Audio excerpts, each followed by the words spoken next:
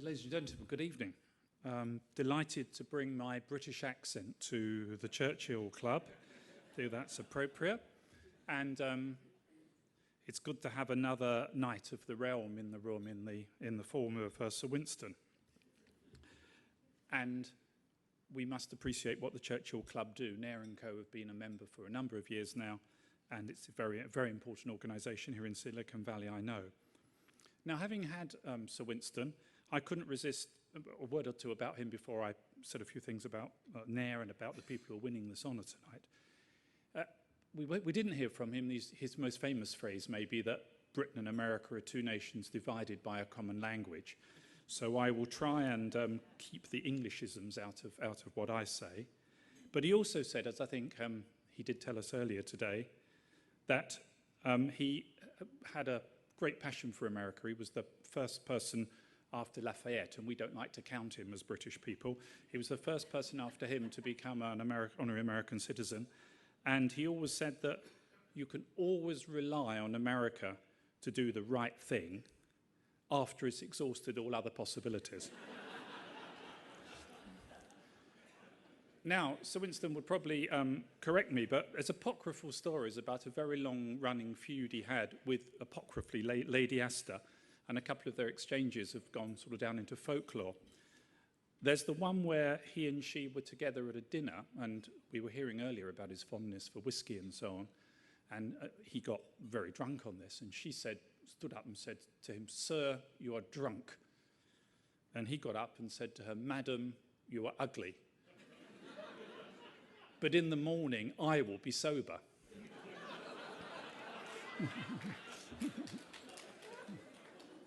And then the other famous occasion was after a similar sort of exchange. She said to him, "Sir, if you were my husband, I'd put poison in your coffee." And he said, "Madam, if you were my wife, I would drink it." Jeff, thank you very much for the introduction. My warmest greetings to all here. I'm Sir Alan Collins. I'm involved with Nair & Co. Any company or organisation, every so often a team or division will transcend expectations and manifest a sublime product or service, and that's what we're talking about here tonight. And it might be the result of years of experimentation, as you so often do here in the Valley, or a disruptive technology sort of idea. But one thing's certain, it will take the world by storm, as we've been hearing about Tesla. And the team that did it have been the ones that have made all the difference. They've had a vision and they've nailed it, as we've heard. Now, Nair & Co. Is a company that helps everybody, but particularly in Silicon Valley, go international. We work in 74 countries. We do a very simple thing. We help people by running their offices for them overseas. We do their HR, their compliance, their tax, their accounts, everything except their core business, allowing them to concentrate on that and grow from the size of a startup to a size, we hope, of an Amazon or a Google, thanks to our help. And this company lives and breathes by the teamwork and collaboration that it has it's part of our very core, it's part of our DNA, we hope. Our passion is to collaborate and enable innovation by helping companies to go global, step by step on the ground, as providing the infrastructure for their business in any country, so that doesn't get in the way of their own unique value to their industry and to the world. We provide a one-stop, holistic, global shop for people, in other words. But even inside Nair & Co, we've been looking at this, inspired by this award, at the internal spirit and process of teamwork. And I think we do feel that even though we're handling issues like HR, tax, finance, and so on, that many people might consider boring. I know the practitioners of them don't. It's nonetheless a very exciting place. And in any case, it's a non-optional extra. Companies have to do this when they're abroad. They can't decide not to. So that's why, given this own internal dynamic in our own company, we're so pleased to be the presenting sponsor for the award of the Churchill Club Magic Team, presented to an amazing team tonight for a collaborative breakthrough that results in an irresistible product or service.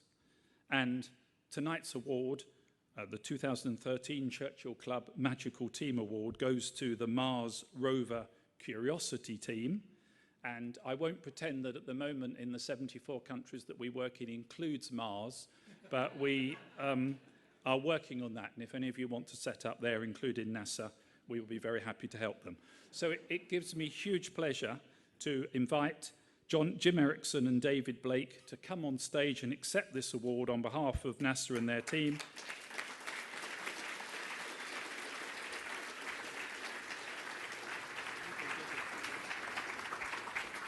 And they'll be interviewed then by Seth Shostak, who'll also come up here. So thank you very much for listening to me, and apologies again about the common language. Congratulations.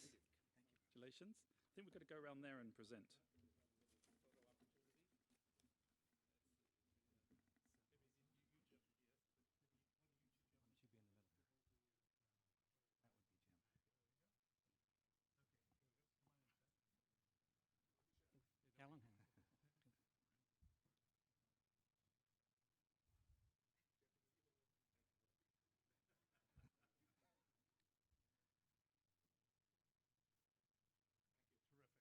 Well done again.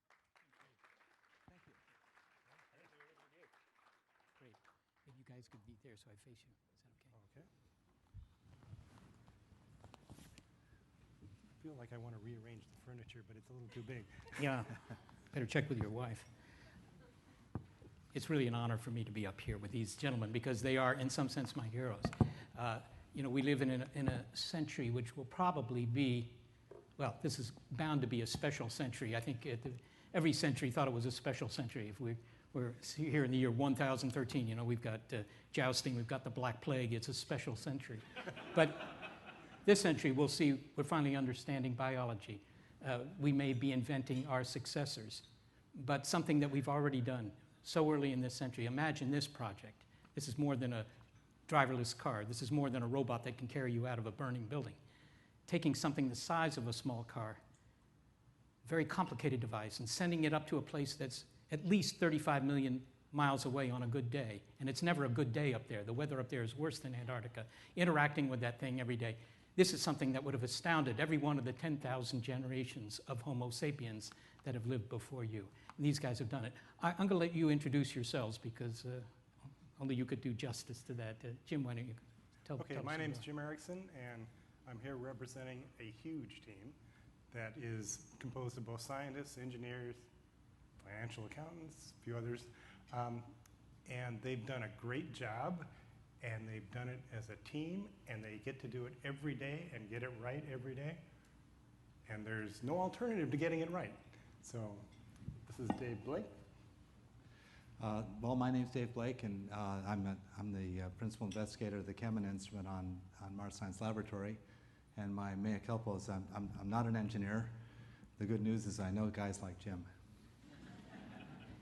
All right, listen, I want to talk a little bit about the teamwork because that's what the award is about. But before we run out of time, I also want to talk a little bit about the science and how it would change, what it would mean to you, the car buyer. You talk about a big team, Jim. How big is the team? Well, in one sense, you can measure it by, we've got about 150 people working every day. We've got 450 scientists that somehow come together and figure out what they want to do that day. And we had thousands of people building the parts of the product that we put together and put on Mars. How long have you been at this? At the space program, I've been at it for 40 years. No, I mean this. For MSL, believe it or not, I was involved for about 6 years, strictly on a review board. And then they suddenly said, okay, we've got something new for you to do. I want you to take over the project. And so 2 months after launch, I came over. 2 months after landing, I came over and began integrating into the team. Maybe I'll direct this to Dave. You know, I think nature has made it easy for small groups to work well together. Small teams like basketball teams or squads in the Army. This applies to men at least. If you get a lot of men together, they march across the landscape and wreak havoc and destruction. This is a big group of men. And so how did you keep things from fragmenting? I mean, they're all working on parallel projects. How did you keep the whole thing moving? Well, you know, I'm a scientist, and the issue is if you see something shiny, you want to go look at it, you know. And so I'm probably not the one to ask, but I can describe what the structure, part of the structure that was created to make this happen. And literally, we have to work on Mars's time, right? The rover works during the day and goes to sleep at night. It's too cold to work. We'd have to heat all the joints to even make it move. So we have a time period to do everything.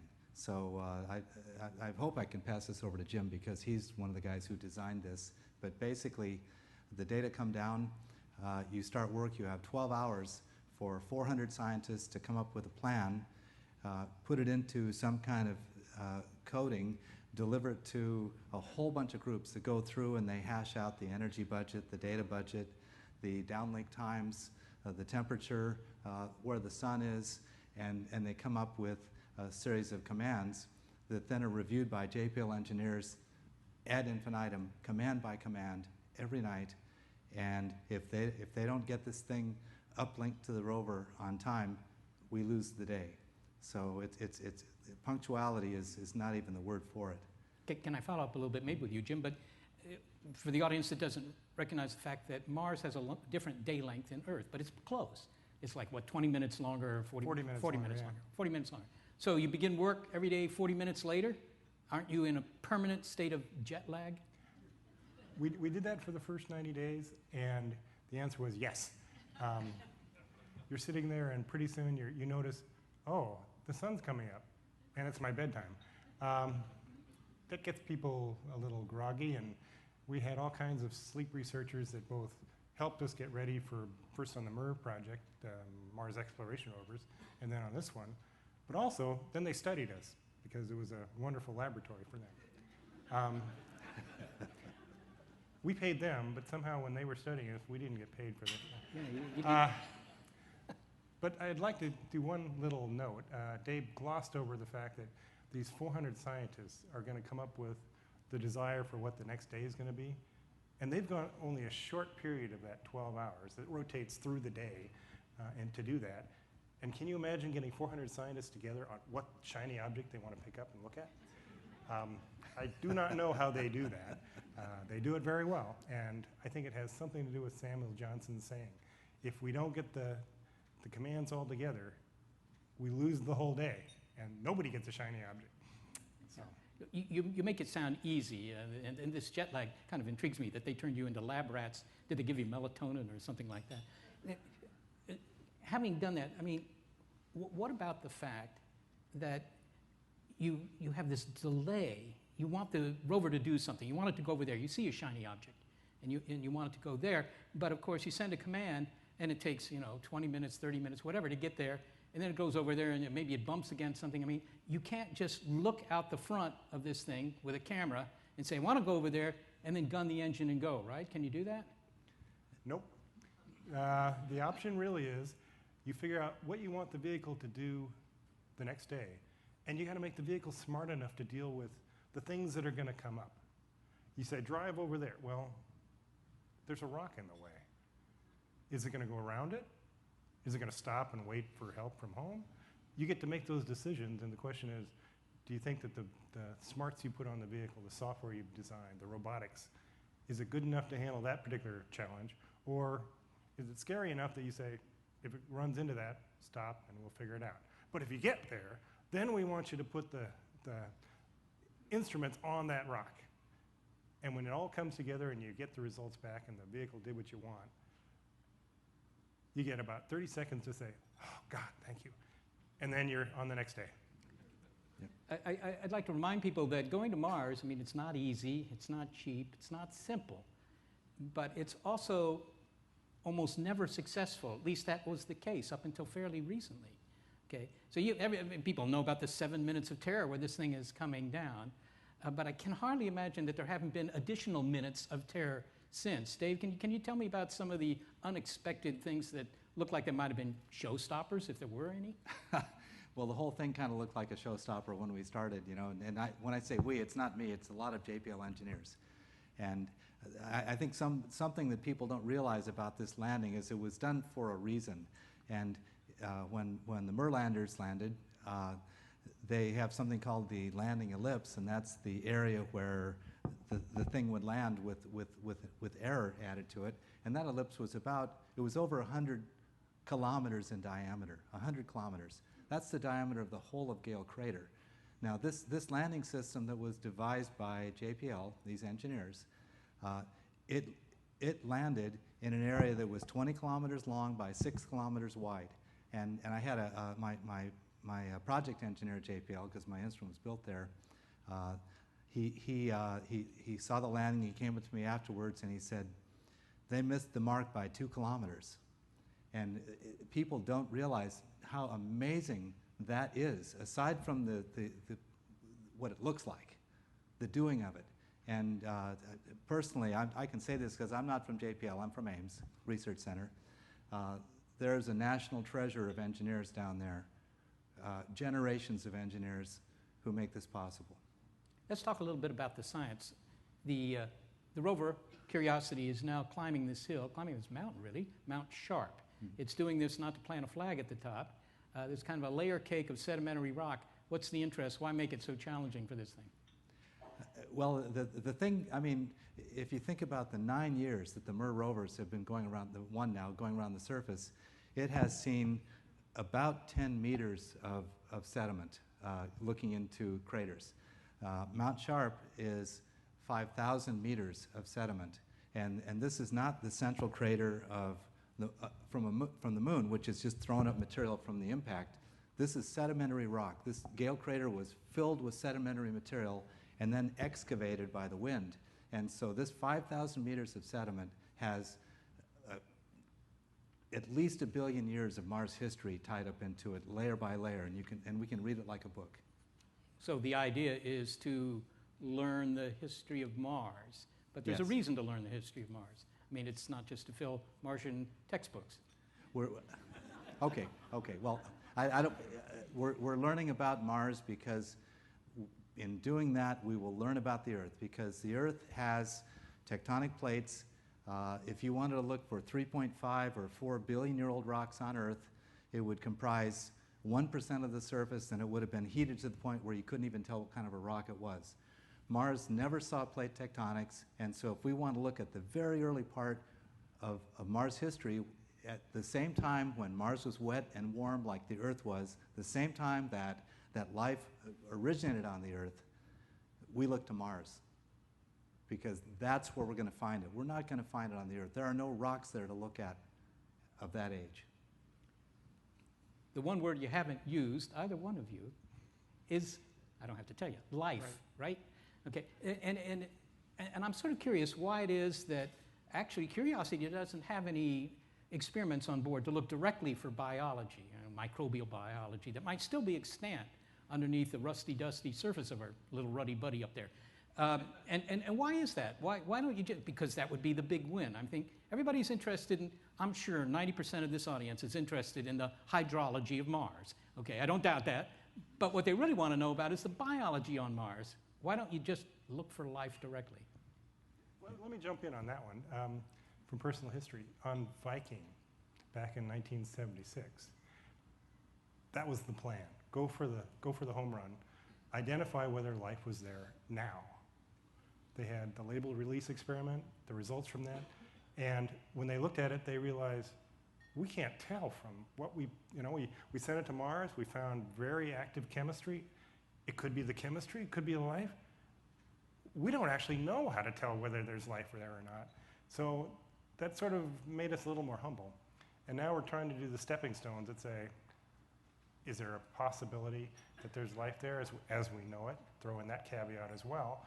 And what would you have to find in order to say the conditions were there in the beginning to have life? Maybe there wasn't, but were the conditions right there first? And then once you find that, you say, okay, these are the areas where there might have been the conditions for life. And a further criteria later is, and would still be preserved over the billion years or so where that might happen. And then the next steps later on are going to be to try and get to the other question with the 4-letter word that nobody mentions. Okay, so, I mean, you guys are interested in life, I don't doubt that. You're saying, Jim, step by step is the way to do it. We tried the home run, it didn't work. The problem with the home run is it requires that you land in the right spot, find it out. Now you can determine we're the right spot to look for hints of biology either existing now or maybe 4 billion years ago when Mars was a kinder, gentler planet, to quote one of our presidents. Is that the deal? That's the deal. And it may be a little more frustrating to wait, but I think this is the path to get it right. We'll know the answer when we're done.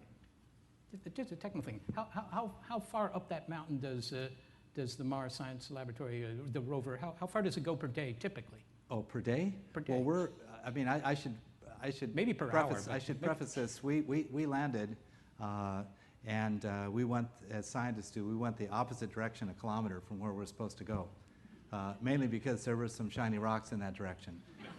And we found a habitable environment. It was the first time ever, and so there was good reason to do this. We followed our intuition. We followed the orbital imagery, and we went to the sweet spot, and we found what we wanted to find.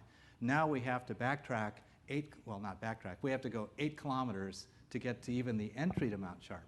So we're going to spend the next year trekking along 80 to 100 meters a day, hopefully more if Jim and his friends can beef it up a bit. And No pressure. and we're going to do some sampling along the way, but we will be at the base of Mount Sharp probably next year at this time. But the good news is our observational period of the lifetime for our mission is 2 years, but it'll go on if we're still alive. And we had a little meeting with all the PIs, and we discovered that there's nothing on the rover that's going to quit at least before a decade. So we've got at least a decade to move forward. So we'll move on up, and we'll go as far as we can.